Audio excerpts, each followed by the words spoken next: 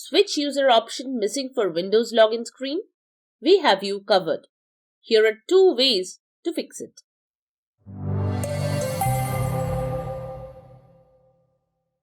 This is the Windows Club.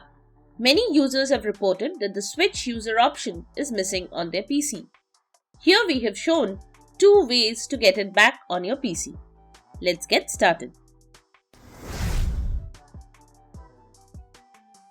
Method 1. The first thing you can do is use the local group policy editor to get it back. Type Group Policy Editor in the search box and select the top option.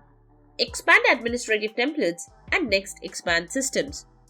Select the Logon folder and look for Hide Entry Points for fast user switching. Double-click on it and select the Not Configured option. Click on Apply and OK to save the changes.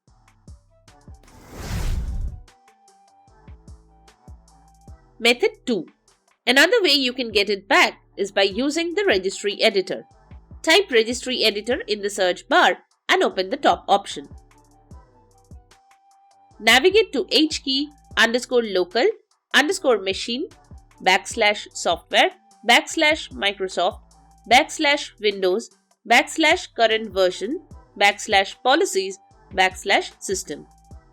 Select the system key on the right panel and right-click on the blank space.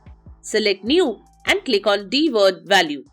Name the value Hide Fast User Switching without any space and double-click on it.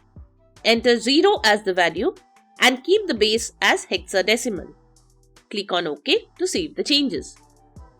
So that's it. Subscribe to the Windows Club for all your tech solutions related to Windows. Thanks for watching.